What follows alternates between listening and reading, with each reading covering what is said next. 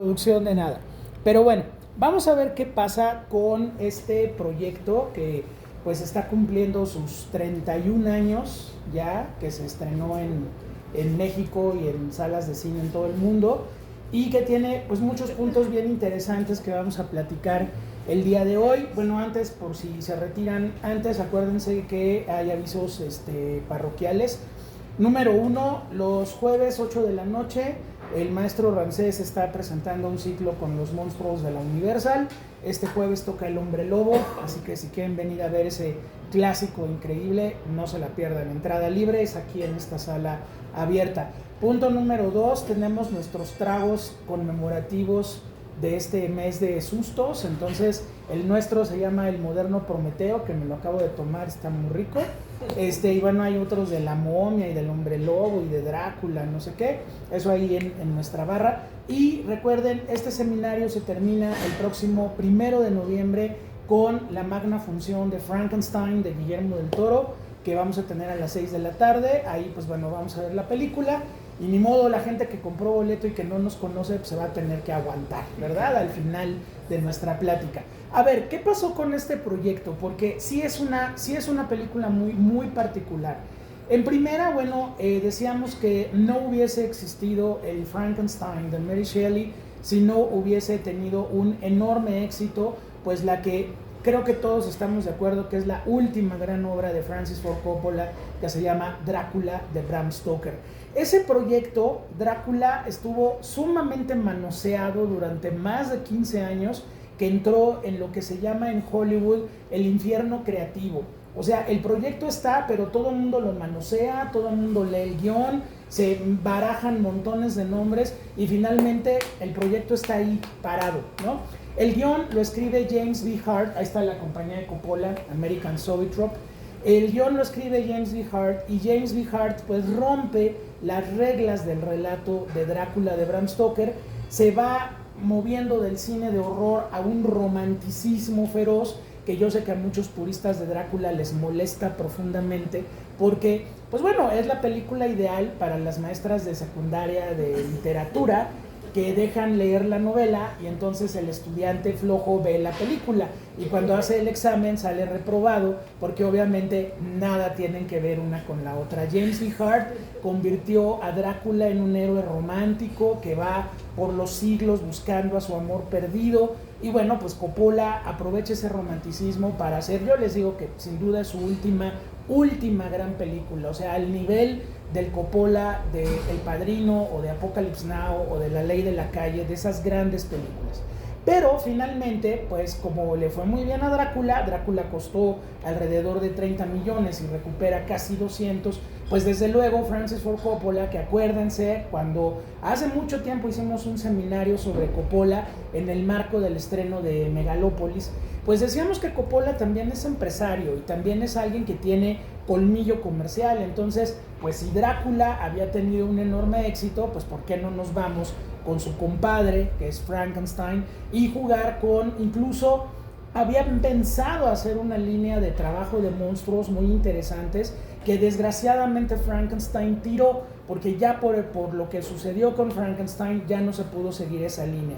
La idea era hacer adaptaciones, por ejemplo, del extraño caso del Dr. Jekyll de Mr. Hyde, que estaba Tim Burton ahí anotado para dirigirla, y bueno, varios otros clásicos de la literatura victoriana de terror y la literatura gótica, pero eso ya no se va a hacer. Finalmente Coppola sí va a producirle a Tim Burton Sleepy Hollow, la leyenda del jinete sin cabeza, que entraría muy bien dentro de este ciclo.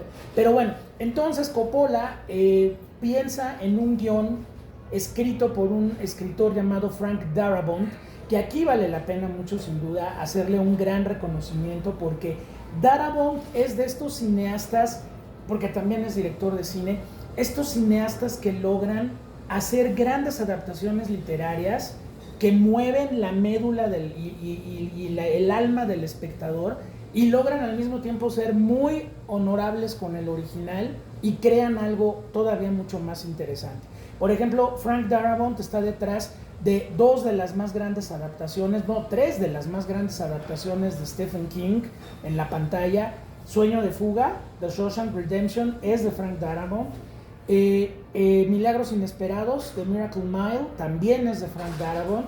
Y pues una película muy aterradora que se llama The Mist, que aquí en México no se llamó Sobrenatural, se llamó Sobrenatural. ¿Por qué? Pues solamente la distribuidora sabe, ¿no? Entonces, era una historia muy aterradora de un grupo de personajes que se quedan atrapados en una especie de submesa y adentro se vuelve loca la gente y afuera hay monstruos que se están comiendo a los demás.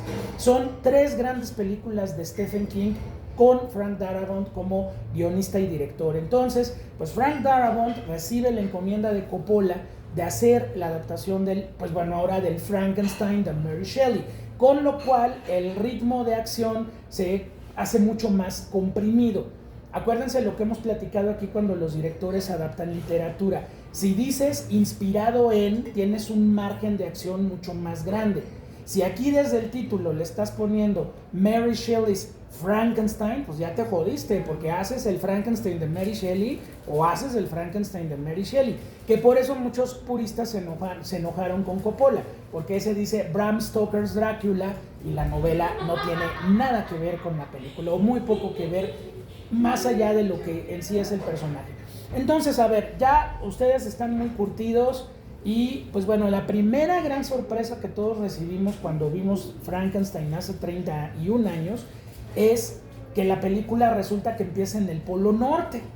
O sea, para la gente que no ha leído la novela, pues uno como que se brincaría directo al laboratorio de Henry o Víctor o como se llame Frankenstein y ya está creando el monstruo y el monstruo se mueve y Víctor grita "It's alive, it's alive". Entonces ya como que nos brincamos toda la parte previa, ¿no? Entonces sí fue muy sorpresivo para el público pues ver que esta historia comienza como la novela de Mary Shelley en el Polo Norte y le da ese tono. Ahí hay algo que quita Darabont por razones de producción y de que no importa, que toda la película es una larguísima carta del capitán Walton, del capitán Robert Walton a su hermana. Entonces le dice a su hermana: oye hermana, mira que pues de repente apareció ahí un tipo rarísimo, perseguido por otro tipo todavía más raro, y entonces el primer tipo me contó una historia que te voy a contar, y entonces ¡brum!, ahí se arranca Mary Shelley en la narrativa.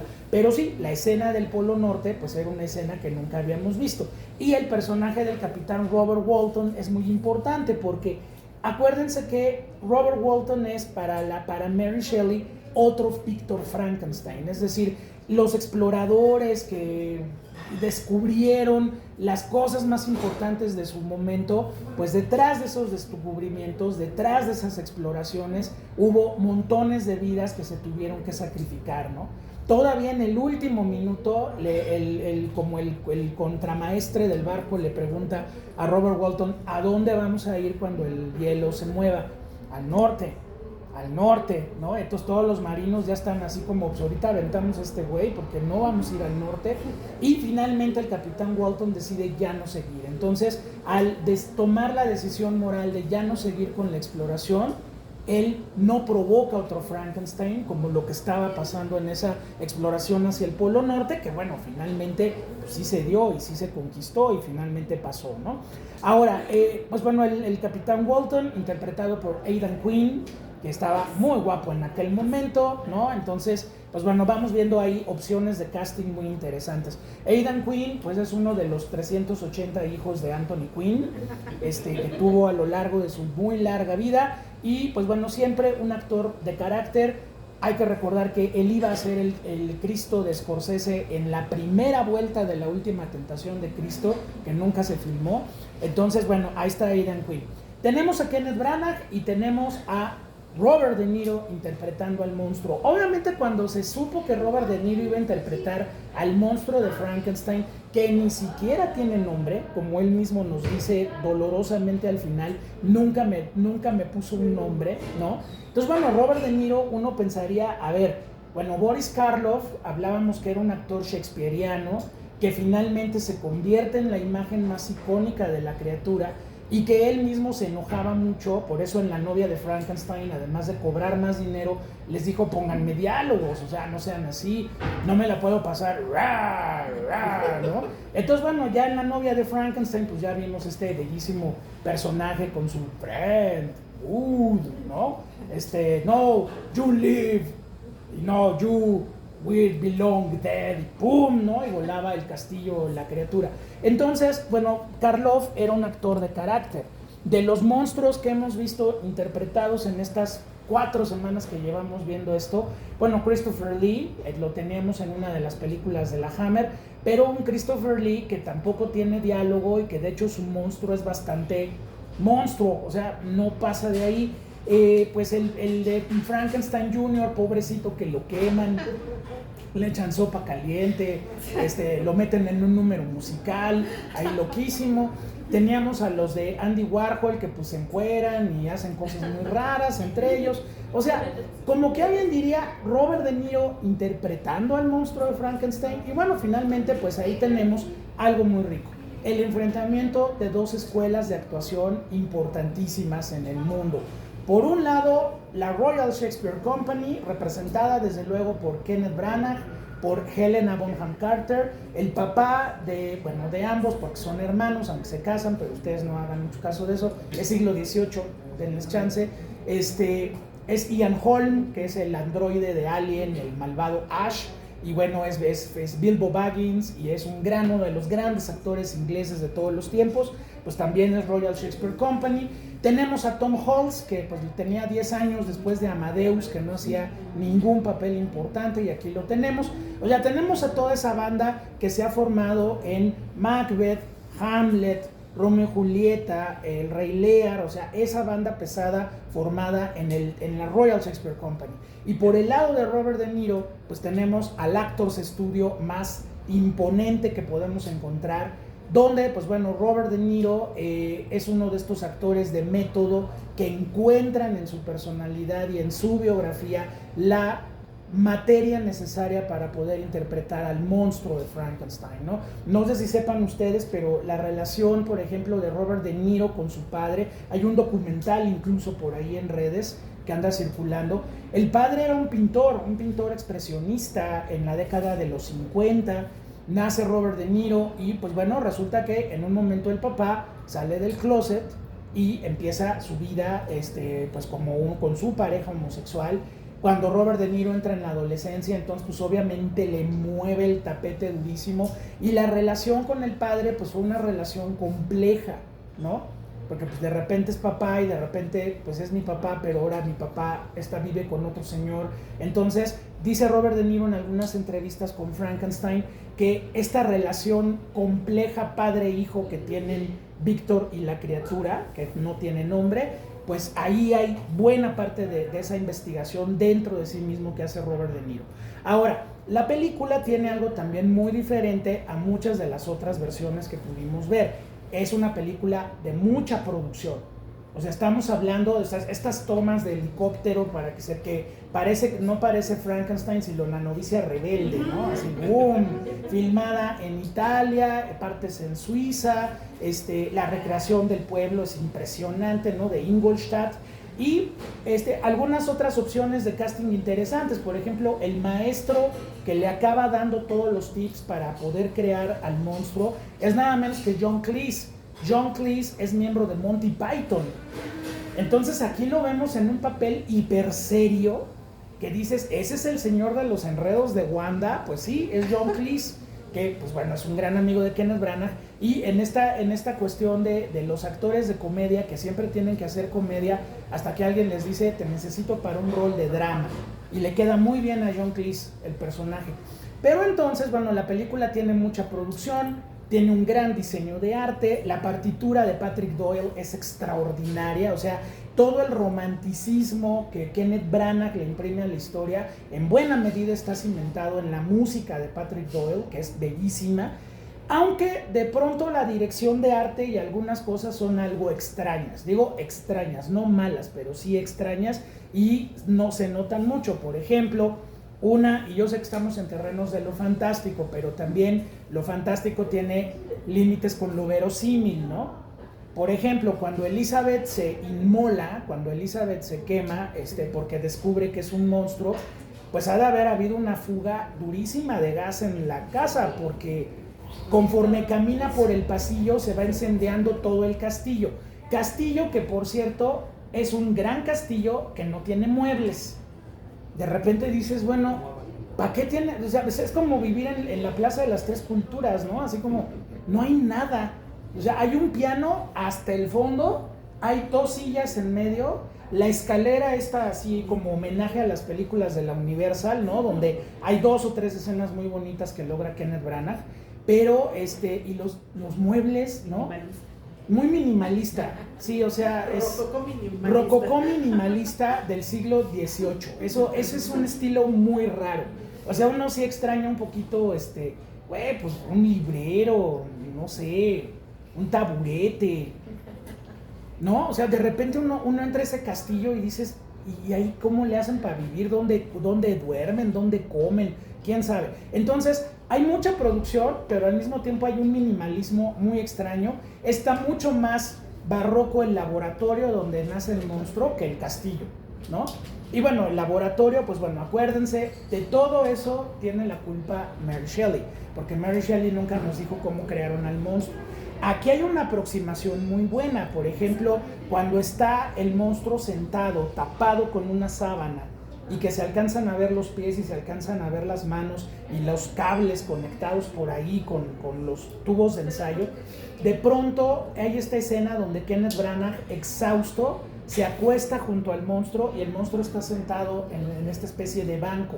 Bueno, esa es la imagen que Mary Shelley tiene en el sueño cuando se van a dormir esa noche, después de haber metido de todo, ¿no? Shelley, Byron y toda la banda. Pero dice Mary Shelley que ella, la imagen que se le viene a la cabeza, además de estar soñando siempre con ese bebé que se le murió y que ella traía la vida en sus sueños casi todas las noches y que era un tormento terrible para ella, la imagen que le viene es la imagen de eso lo dice ella, un joven estudiante de medicina que está postrado a los pies de una criatura inmensa de piel de color amarilla, que se le alcanzan a ver las venas y que está cubierta con una sábana. Esa es la imagen que detona Frankenstein, que detona escribir Frankenstein. Entonces aquí Kenneth Branagh hace muy padre esa imagen. Y bueno, la creación, las 2 secuencias de creación que vimos, tanto la de el monstruo como la de Elizabeth, pues bueno, el maestro Branagh tiene mucha confianza en sus pectorales y en que me gusta y no. O sea, él cree que es sexy, no sé, no es mi tipo, entonces no les puedo yo decir. Pero esta idea de entrar a la creación casi desnudo es muy interesante, ¿no? O sea, es como Pablo Picasso pintando en la película de Henri-Georges Clouzot, en El Misterio Picasso, que prácticamente trae un boxer y está encuerado y está pintando, ¿no? Entonces, bueno, los artistas que se desnudan literalmente para hacer el arte, crear el arte. Aquí Víctor Frankenstein pues sale así como con un kimono, se lo quita y entonces, bueno, pues los fans de Kenneth Branagh o las fans de Kenneth Branagh pues podrán estar muy felices, pero la idea está interesante, aunque Kenneth Branagh no lo sé si realmente da ese sentido de sensualidad. La escena, por ejemplo, cuando saca a la criatura del sarcófago y se ponen a chapotear en líquido amniótico, el uno desnudo, el otro semidesnudo, dices, bueno, como qué, ¿no? Además uno empieza como a oler el líquido amniótico, y si ustedes han tocado líquido amniótico es muy resbaloso, es una especie de glicerina. Entonces los dos se caen y entonces se vuelven a abrazar y se vuelven a caer. Entonces, no sé, ahí hay una concepción de Kenneth Branagh que yo entiendo por qué Coppola, cuando vio el primer corte, le dijo, híjole, le sobran 45 minutos. Y claro, Kenneth Branagh entró en crisis porque le dijo, pues, la película dura 2 horas, o sea, va a durar 1 hora y cuarto. Es que Coppola le dijo, es que no sirve, la película no sirve. Bueno, yo creo que el maestro Coppola también andaba un poquito exagerado, porque realmente la película tiene, les voy a decir las cosas que a mí ahora me parecieron muy valiosas. En primera, pocas o casi ninguna de las películas que vimos, de las 8 películas que vimos, hablan de la parte científica. Y aquí hay una parte muy padre cuando Víctor se va a Ingolstadt, donde se enfrenta a los maestros, se enfrenta a la academia. Vemos el ejemplo de galvanismo que el señor Galvani en el siglo XVIII hizo también con una garra de mono que la logró reanimar. Entonces vimos galvanismo, vimos la confrontación, vimos a Víctor hablando de Paracelso y hablando de Benjamin Franklin. Eso no lo vimos en ninguna de las otras versiones. Y esa parte científica de cómo se va creando el monstruo es muy padre. Por ejemplo, los diagramas de acupuntura, ¿no? Con los cuales está él pensando animar a la criatura. Que bueno, ya para cuando ustedes vayan a una sesión de acupuntura, pues ya entienden por qué la acupuntura funciona. Finalmente son estímulos en puntos estratégicos. Ahora, ¿cómo agarrar la electricidad? Bueno, en la película de ayer le secuestraban el coche al protagonista porque pues, el coche le van a pasar literalmente corriente al monstruo, ¿no? En este caso, pues bueno, ¿de qué se apoya Víctor? Pues de electricidad que saca de quién sabe dónde, pero también las anguilas, ¿no? Entonces las anguilas le meten una electrocutada al monstruo, pues obviamente el monstruo se reanima, pero pues son opciones que tienen mucha lógica científica para alguien del siglo XVIII que tiene esa posibilidad de conseguir las cosas, ¿no? Por ejemplo, el diseño del monstruo, que hemos hablado de todos los monstruos de Frankenstein, nos falta ver a Jacob Elordi ahora con Guillermo del Toro. Pues bueno, lo que tenemos aquí se parece mucho al hombre de Vitruvio de Leonardo da Vinci. O sea, prácticamente, si ustedes ven el dibujo del hombre de Vitruvio, es el dibujo de este Frankenstein. Nada más que también el maquillaje, a mí el maquillaje del monstruo me conflictúa un poco porque, bueno, hay una sutura de aquí a acá. Dices, ¿cómo cortas una cabeza para meter otra cabeza? Eso no se entiende bien. Cuando Elizabeth es monstruo, trae una charrasca aquí que dices, bueno, ¿qué no nada más era pasarle la cabeza al otro cuerpo? ¿Por qué le hizo esa charrasca? O sea, sí, se pegó con el buró y se quemó. Pues sí, pero no era para tanto. ¿Por qué le hizo la charrasca, no? O sea, si hubiera entendido que ella se viera las manos pegadas al cuerpo y la cabeza pegada al nuevo cuerpo. Pero la charrasca, ¿por qué?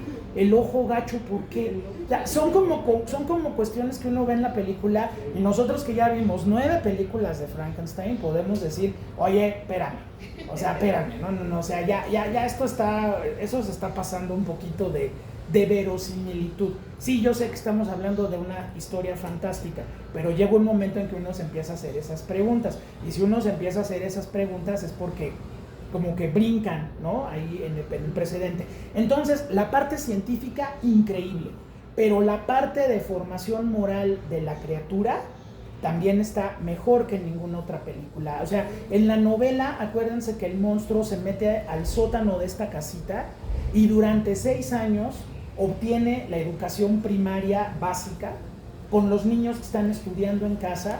Entonces aprende vocabulario, aprende a leer, aprende a escribir. Y hay una escena que tampoco habíamos visto en ninguna película, al menos en este tono, que es el enfrentamiento padre-hijo, creador-dios, en ese subsuelo helado, que también es un ambiente muy inquietante, y Robert De Niro situado en... Ahí sí le dijo Kenneth Branagh, aquí tú eres Robert De Niro, papá, ¿no? Entonces sí, Robert De Niro, en algún momento uno está esperando que diga, ¿Are you talking to me? ¿No? O algo por el estilo, porque ya el monstruo está perfectamente articulado, es la personalidad de Robert De Niro, y pues un Robert De Niro que le dice estas cuestiones que le pregunta a Víctor, a Víctor el monstruo, y que no puede responder, porque moralmente no tiene ninguna calidad moral Víctor Frankenstein. ¿Quién soy yo? ¿Usted sabía que yo sé tocar la flauta? Pues yo no sé tocar la flauta, pero recordé cómo tocar la flauta. Lo mismo leer, lo mismo hablar. Hablo, leo, pienso. ¿Tengo alma? ¿O esa parte no me la puso? Estoy hecho de una pedacería. ¿Quiénes eran esas personas? ¿Eran buenos? ¿Eran malos? ¿Pensó tantito en lo que estaba usted haciendo cuando hacía esto? O sea, eso sí no lo habíamos visto en ninguna película, y solamente un Robert De Niro y un Kenneth Branagh se pueden aventar ese duelo, casi es un duelo teológico, ¿no? Y el padre creador no sabe qué responder. Esa es la parte más trágica de esa escena, porque el monstruo tiene perfectamente claro qué es lo que quiere saber. Entonces le dice, bueno, pues entonces, cuando le describe cómo mató al hermano, ¿no? Se lo agarré del cuello y lo levanté, y cuando le estaba tronando el cuello, vi la cara de usted, ¿no? Eso solo lo puede hacer Robert De Niro, porque ahí sí se vuelve aterrador. Y claro, el monstruo dice, usted me dio emociones, pero no me dijo qué hacer con ellas. Y así como tengo mucho amor que quiero dar y que puedo dar, también tengo mucha rabia. Dice, y esa rabia no sé cómo controlarla. Y bueno, no lo va a controlar. Acuérdense, en la novela, Víctor decide destruir a la novia del monstruo que estaba fabricando porque le da un pendiente. A ver, según el monstruo, se van a ir a vivir a Sudamérica y ahí se van a perder en la selva. Pero le da pendiente a Víctor algo, que se reproduzcan. O sea, hay un asunto sexual ahí y que entonces den vida a una raza de monstruos. Y entonces destruye a la novia y entonces es que le dice la criatura, tú me niegas mi noche de bodas, yo voy a estar en la tuya. Y efectivamente aquí vimos cómo le arranca el corazón a Elizabeth, y en la novela de Mary Shelley ahí empieza la corretiza hasta el polo norte entre Víctor y la criatura. Lo que hace Kenneth Branagh es hacer un pequeño apéndice que es un homenaje obviamente a la novia de Frankenstein y a la película que vimos ayer. Para los que vieron ayer Frankenstein Perdido en el Tiempo, vieron cómo Kenneth Branagh reinventa toda la secuencia de la novia, ¿no? O sea, tenemos este momento donde Elizabeth se tiene que acordar que es Elizabeth, pero de repente pues el monstruo no está tan mal y entonces empieza a ir para allá y finalmente pues bueno, Elizabeth se acabará inmolando, como la criatura se acaba inmolando en esta versión. Esa frase que le dice al capitán Walton, venga con nosotros, cuando el barco ya se está moviendo con el deshielo, y le dice, I'm through with men, ya que yo no quiero saber de los hombres, ¿no? Eso lo dice en el diálogo entre Víctor y la criatura. Ahí Frank Darabont lo pasa hasta el final, pero también el final no es el final de la novela. El final de la novela es bastante anticlimático, si alguna vez la han leído. Después de que muere Víctor Frankenstein y entra el capitán Walton a su camarote, ahí está la criatura. Y entonces él le dice, ¿usted quién es? Dice, no sé, porque nunca me dio nombre. Dice más o menos esos diálogos. Y al final la criatura se avienta por la ventana y desaparece. No volvemos, no sabemos qué pasa con ella. Aquí, pues bueno, para cerrar completamente el círculo, la criatura se inmola junto con su padre, ¿no? Y el capitán Walton decide regresar a casa y no seguir en esa expedición suicida hacia el Polo Norte, evitando un nuevo Frankenstein de alguna forma, ¿sí? Entonces, eso es lo que aporta esta versión. Aporta una gran producción, aporta dos escuelas de actuación que todo el tiempo se están enfrentando, aporta el que se puede hacer una película de monstruos con un gran presupuesto y con gente del tamaño de Robert De Niro o de Francis Ford Coppola ahí detrás, pero el resultado en términos económicos no fue bueno. La película ya no resultó un éxito como fue Drácula. A la película le pegaron mucho. Aquí un crítico de cine en México le puso Fracasenstein en su nota en el periódico. Y bueno, la película dicen los que saben que en buena medida no funciona porque la gente seguía esperando al Frankenstein de cabeza plana, tornillitos en el cuello o zipper como el joven Frankenstein, ¿no? Y no estaban preparados para ver una versión muy cercana a la novela de Mary Shelley, ¿sí? Entonces, bueno, Frank Darabont dice que cuando vio la película, el escritor, cuando vio la película se salió caminando por las calles y así se dio cuenta ya que iba llegando a Tijuana, ¿no? De que había caminado demasiado, porque la película le pareció espantosa. Kenneth Branagh se dio unos agarrones terribles con Coppola. Y bueno, también hay que entender algo. Si tienes al heredero de Shakespeare en el cine haciendo Frankenstein, la película va a ser shakespeariana. De hecho, tiene un montón de escenas que uno se imagina más en teatro que en cine. Por ejemplo, cuando se está muriendo John Cleese de la puñalada que le metió el vagabundo, el pordiosero, de repente la cámara ¡boom!, se hace hacia arriba y dice, no puede pasar. Dices, bueno, es cine, maestro, pero ok. La boda de Víctor y Elizabeth en la recámara del padre, pues es como una escena de Shakespeare, ¿no?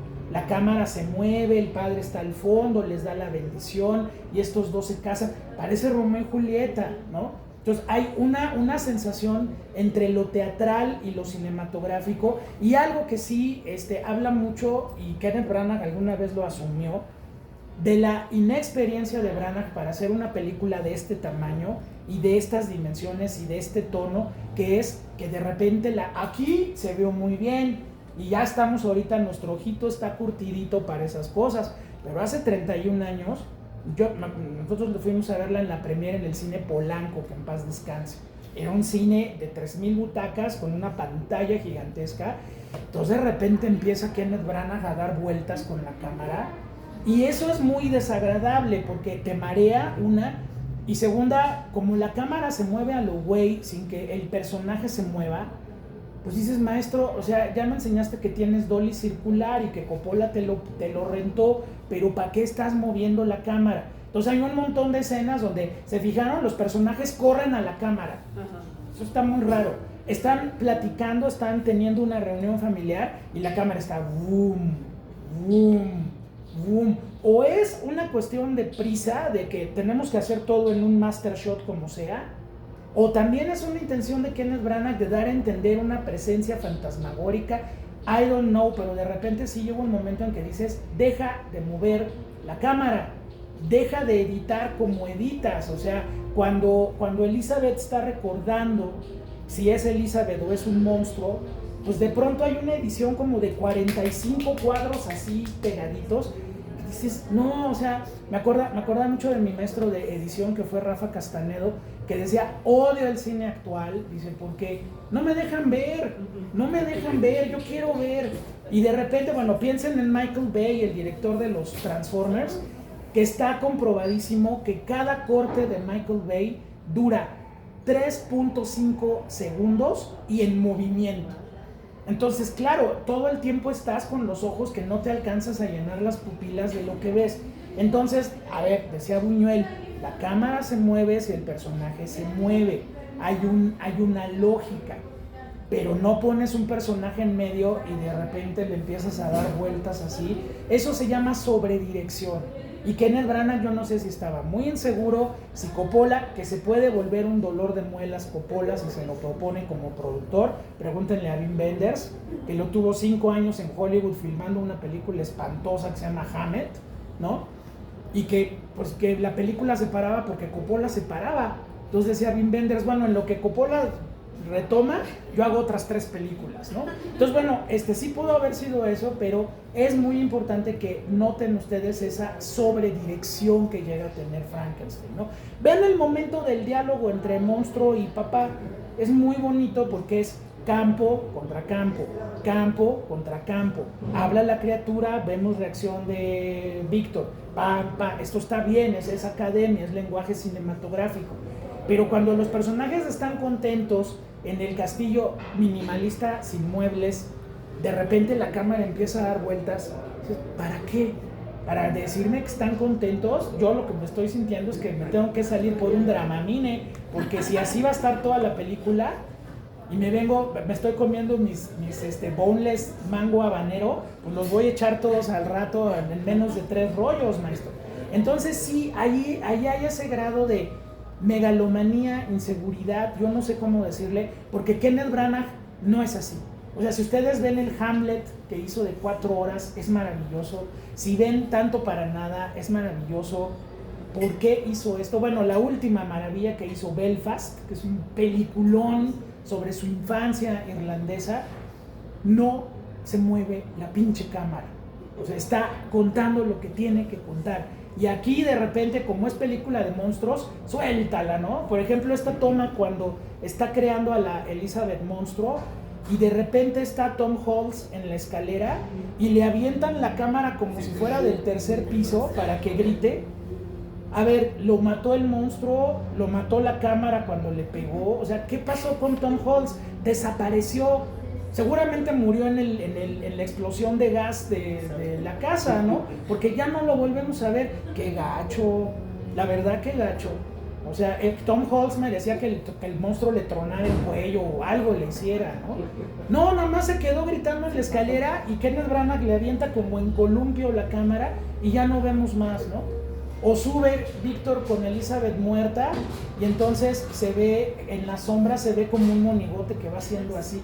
es raro, o sea, hay cosas raras que hizo Kenneth Branagh que ya no las hace, afortunadamente, pero que hicieron enojar mucho a Coppola e hicieron enojar mucho a buena parte de los conocedores. Ahora, las aportaciones están increíbles. Esa parte científica, esa parte moral, esa parte de tristeza que tiene la criatura, y que De Niro, no sé, ya me dirán ahorita ustedes, De Niro no puede ser tierno.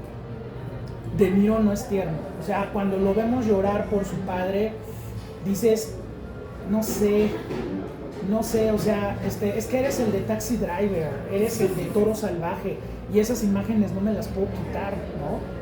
Porque pues es muy tough guy, o sea, cuando le lleva el monstruo a la niñera ahorcada y que le dice, son materiales, se lo dice como si fuera Travis en Taxi Driver, ¿no?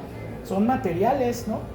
Y el otro, no puede ser, no, a ver, órale, llégale, ¿no? Entonces, sí, hay cosas raras, pero bueno, finalmente esta fue una primera gran aproximación a la novela de Mary Shelley, y ahora pues nos queda ver qué hizo nuestro Guillermo del Toro con su Frankenstein, que pues ya veremos la próxima semana.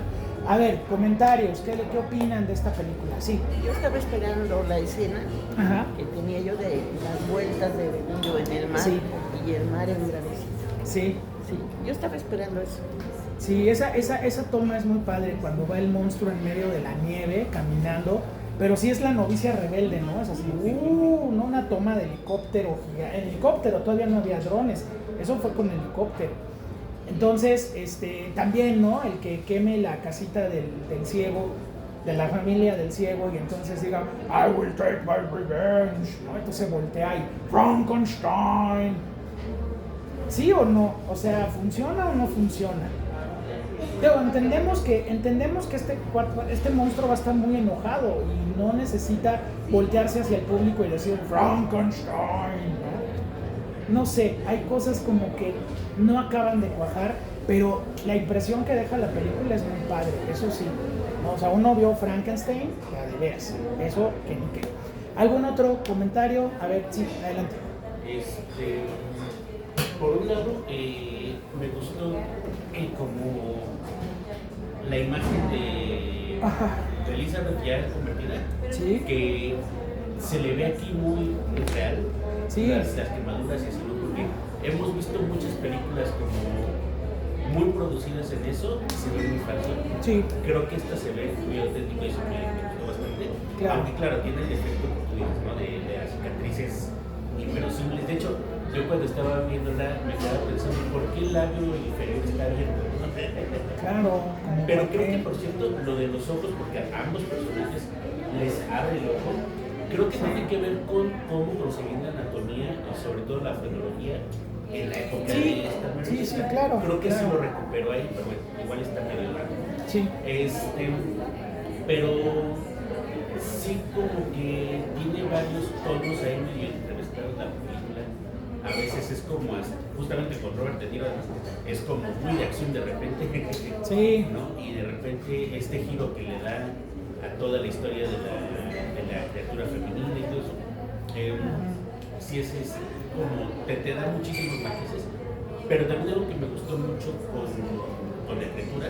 Ajá. Es que, por ejemplo, en comparación del libro, sí, efectivamente, ¿no? Tiene como 6 años de educación básica, pero como buen personaje del siglo XIX, es muy culto, ¿no? O sea, de repente tiene una forma de hablar en el libro, Claro. que demuestra una forma de dialogar, argumentar, que creo que aquí resulta muy bien, que sí habla, pero no es excesivamente articulado, ¿no? Sino que es bastante primitivo todavía, que creo que también eso justamente nos lo transmite De Niro sin problemas. Claro. Entonces, esa parte también creo que sí estuvo muy bien lograda. Sí, bien, ¿no? bien, o sea, tiene cosas muy padres y bueno, si uno conoce la novela, la disfruta uno mucho, pero sí los intertonos son como que raros. Por ejemplo, cuando le brinca del hielo, ¿qué onda, no? Es como Spider-Man, así, ¡pum!, ¿no? Le brinca. Cuando se avienta de la ventana que acaba de matar a Elizabeth, también es como Avenger, ¿no? ¡Pah! Se avienta. Sí, o sea, y luego si dices, bueno, si platicó y dijo y todo esto, ¿por qué toma esa actitud tan salvaje, no? O sea, eso está raro. A ver, nuestra amiga de atrás. Sí, eso. Sí. Me gustó también que en esta película se profundiza más en la relación con Elizabeth, ¿no? Se sale más tiempo. Eso está muy bien, sí. Pues de los Frankenstein que he visto, pues es el actor más distinguido que conozco de la criatura. He visto, obviamente, de interpretar la criatura. Y Sí. pues está interesante el reto que tomó él, porque pues, ya era un actor consagrado, ya ganador del Oscar, y pues salir ahí, o sea, porque realmente no es el personaje principal. Claro.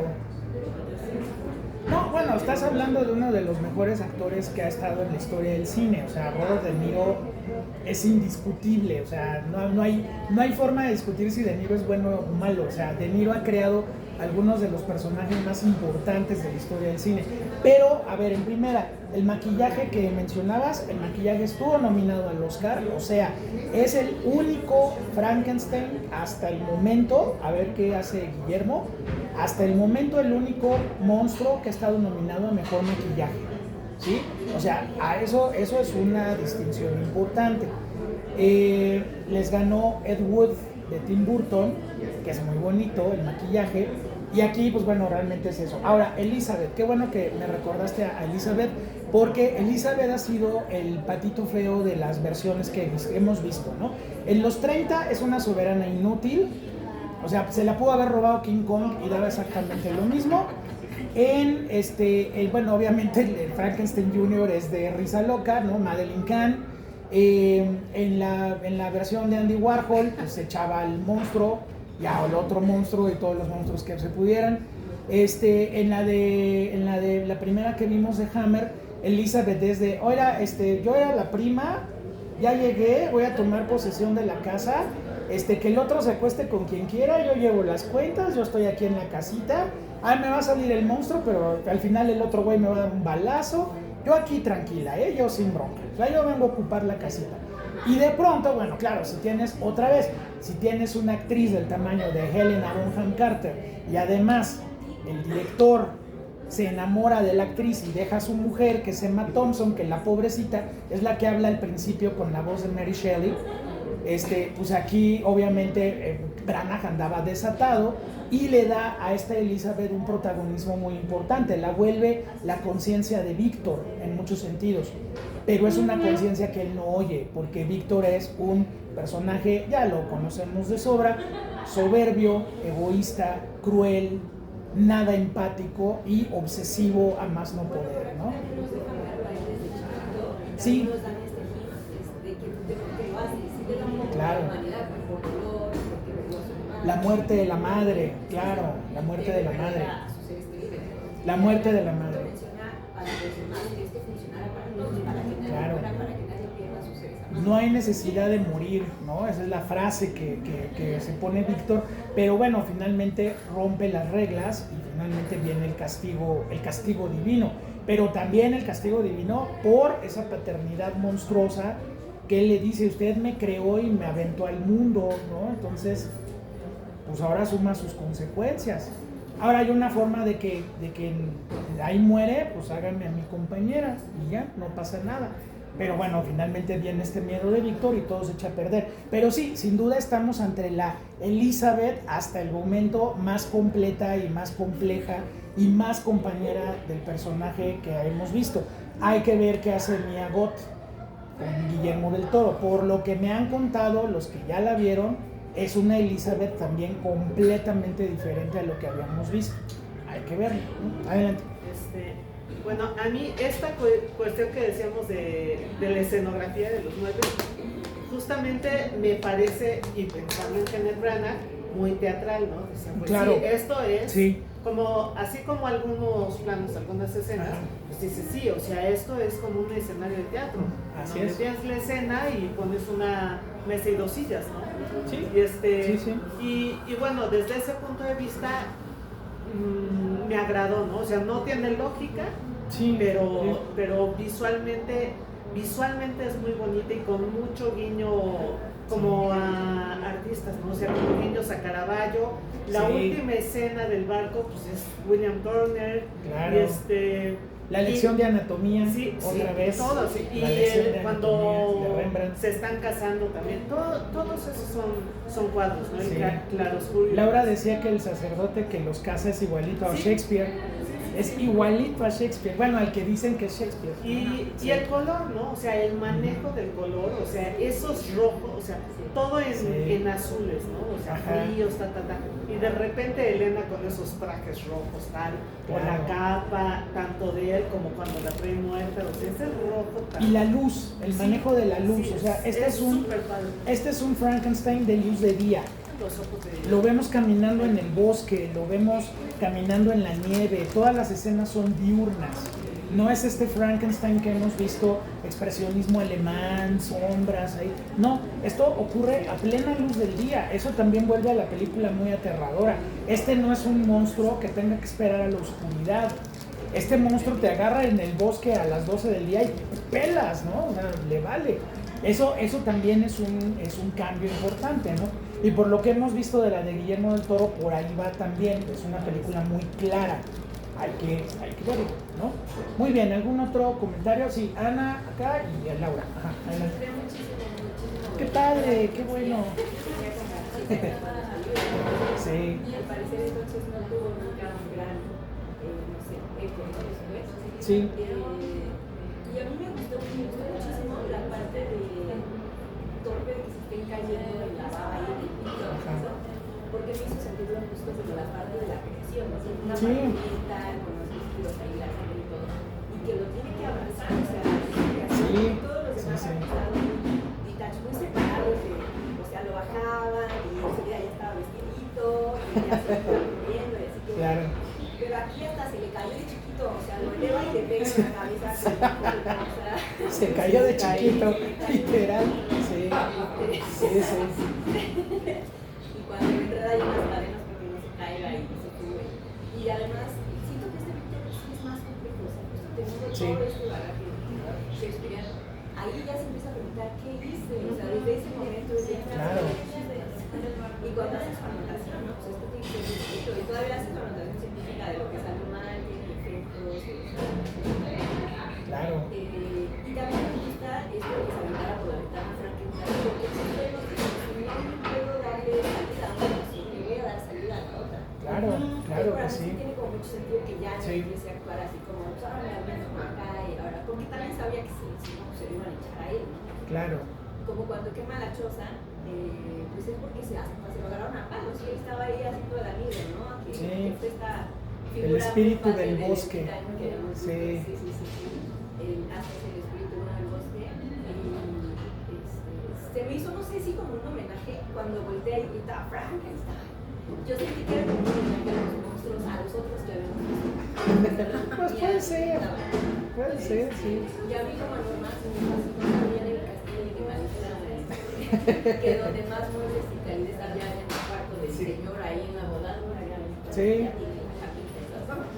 Pero me gustó mucho la escena donde carga a Elizabeth antes de ya revivirla. No sé dónde sacó ese vestido rojo de terciopelo, parecía la Ajá. cabaña de donde habían tenido la luna de miel que se llevó la cocha. Sí. Pero me gustó a mí, gustó verla rebotar porque mira, si está bien morida.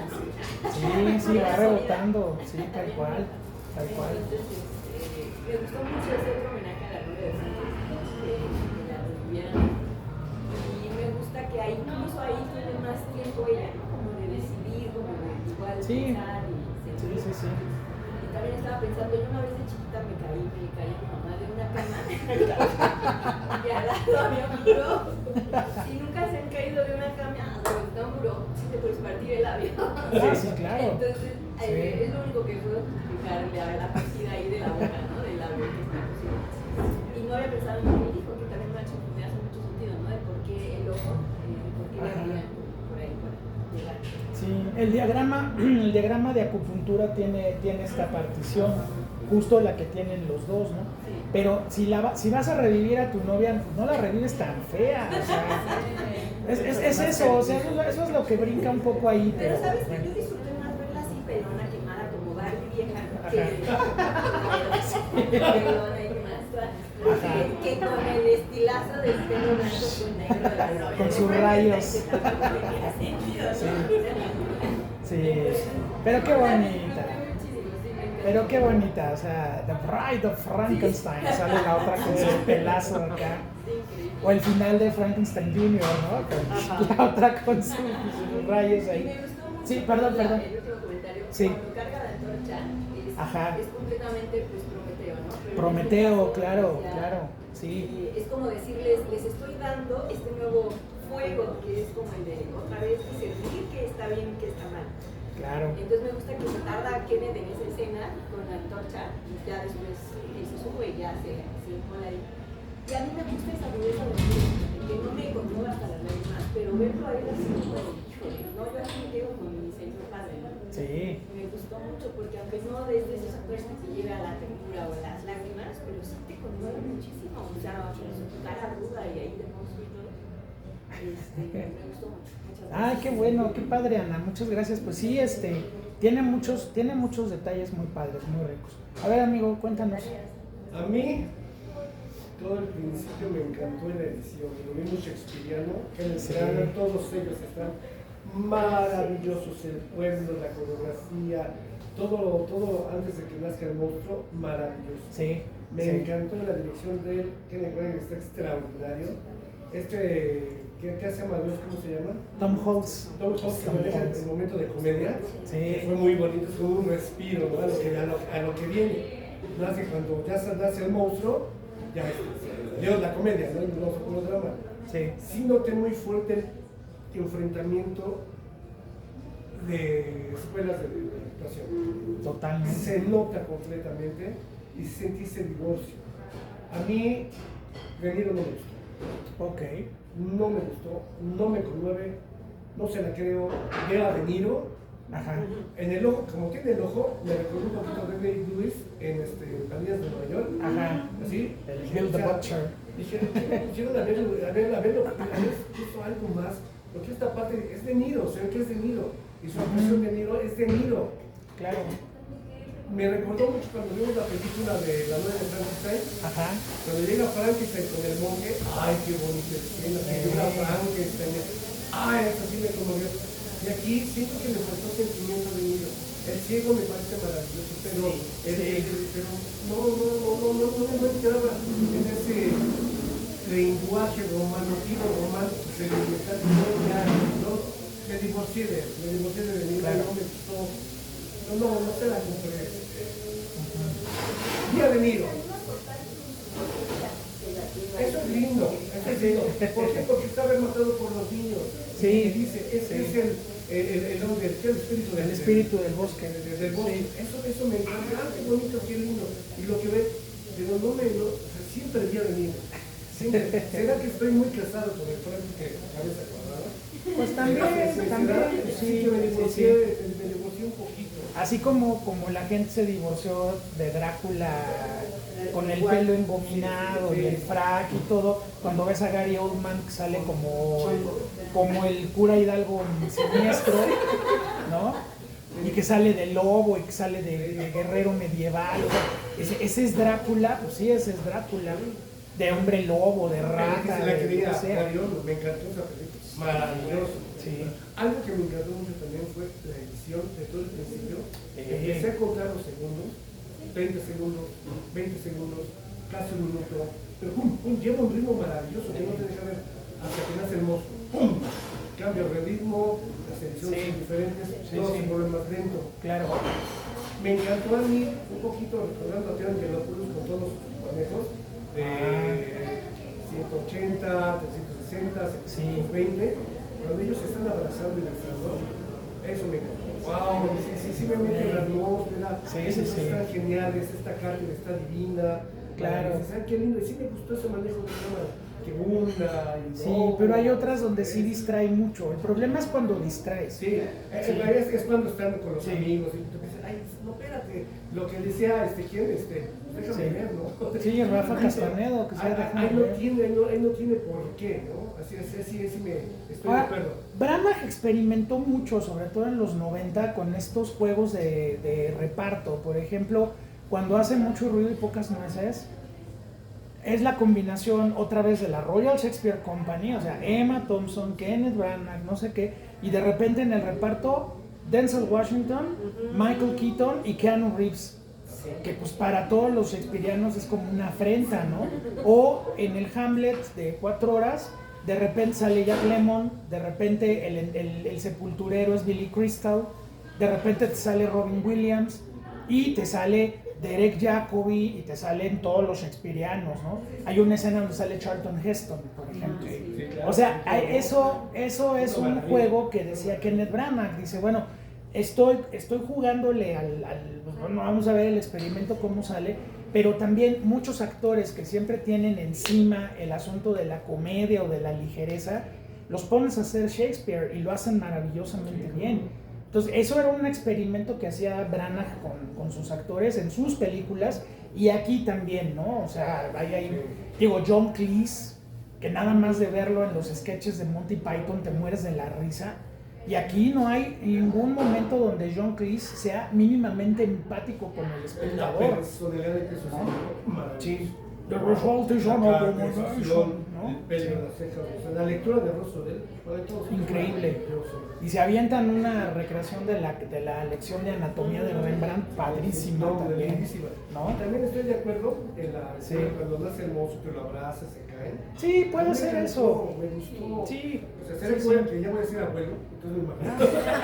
Ahí no voy a hacer mi nieto Franco, ¿verdad? Sí, pero el nacimiento implica. El nacimiento implica sangre. Su creación, claro. Exactamente, su creación. Claro. Lo que él ha pensado, lo que él luchó, lo que él peleó, claro. Le dio vida. Y sí, viví como el parto, la placenta, ¿no? Que estaba ahí. La placenta es donde están las anguilas. Exacto. Es la placenta. Y se reventó la fuente, ¿no? La energía. El sarcófago es el útero, ¿no? O sea, hay toda una concepción muy padre. Maravilloso. Hay toda una concepción muy padre de eso. Cuando hacen la toma de abajo, cuando suben la plancha, es el hombre de Vitruvio. Sí. Ahí tal cual. Primero él y luego ella.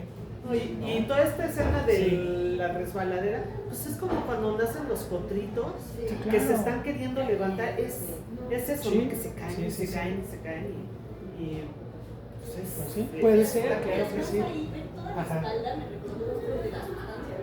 Ajá, sí, con la sutura, claro.